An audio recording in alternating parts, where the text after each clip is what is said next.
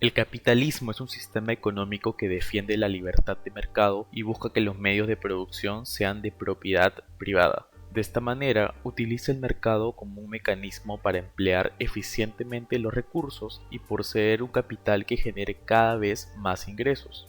Un capitalista es aquel que puede hacer dinero con el dinero, el que busca ganancias no para derrochar, sino para reinvertir. Una de las principales características del capitalismo es que se rige por la libertad del mercado. También posee libre estipulación de precios, promueve el espíritu emprendedor y persigue el constante crecimiento económico. Además, otra característica importante es que tiene una mínima intervención y supervisión del gobierno. Esta idea nos permite trasladarnos a finales de la década de los años 20, donde Estados Unidos, el gigante capitalista, sufrió una de las más grandes crisis económicas de la historia de la humanidad. Para costear la Primera Guerra Mundial, el gobierno americano emitió los bonos libertad. Si pagabas por ellos, el Estado te devolvería su valor con intereses. Por primera vez, los ciudadanos veían que podían recibir rentabilidades interesantes por sus ahorros. Por ello, el banquero Charles Mitchell, presidente del National City Bank, viendo que se había creado un público con tendencia a invertir, decidió sacar al mercado bonos corporativos o acciones, y le dijo a la gente que eran inversiones fiables y con poco riesgo. Además, los bancos empezaron a sacar nuevos productos financieros, permitiendo que la gente acceda al capital. Por primera vez, se llevaba a cabo el compre ahora y pague después. El acceso al crédito era muy fácil, todos podían endeudarse y vivir por encima de sus posibilidades. Se convirtió en algo usual que la gente compre acciones con dinero prestado, a un tipo de interés muy bajo, porque pensaban que como el mercado era alcista, al final de todas formas iban a salir ganando al vender. Ya en el año 1929 la situación llegó a ser insostenible y se produjo el monstruoso desplome de la bolsa. El crack del 29 fue la mayor crisis jamás conocida en Estados Unidos. Estalló el 24 de octubre de 1929. En esta fecha la bolsa de valores de Wall Street sufrió una caída de sus precios. Esto provocó la ruina de muchos inversores, tanto grandes hombres de negocios como pequeños accionistas, el cierre de empresas y muchos bancos. Esto conllevó al paro a millones de ciudadanos. Pero el problema no solo quedó en Nueva York.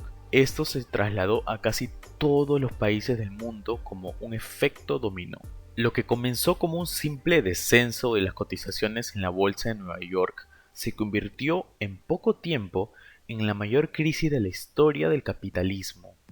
Para muchos, el crack de Wall Street no fue la causa de la Gran Depresión, pero sí fue un momento cumbre y que marcó su inicio. El presidente Herbert Hoover era reacio a que el gobierno entrara en la crisis, creyendo que una postura dejar hacer y dejar pasar alentaría a las empresas y a los bancos a enderezar la economía.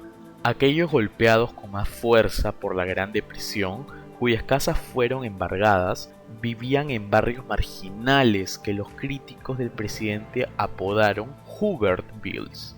En las elecciones presidenciales de 1932, Hoover fue destituido de su cargo. Su sucesor, Franklin Roosevelt, fue elegido presidente por mayoría abrumadora.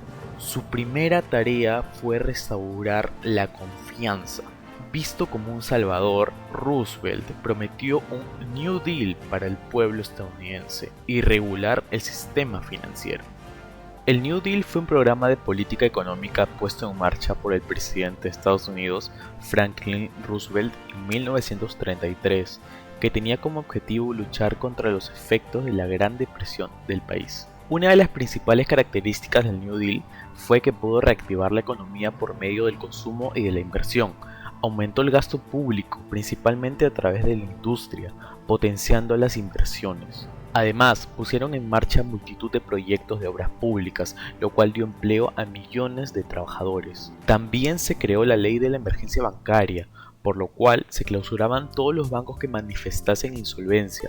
Independientemente de cuán energizante fue el New Deal para la nación, no resolvió la Gran Depresión. La guerra europea con su demanda de armas americanas fueron los que finalmente acabaron con el desempleo en los Estados Unidos.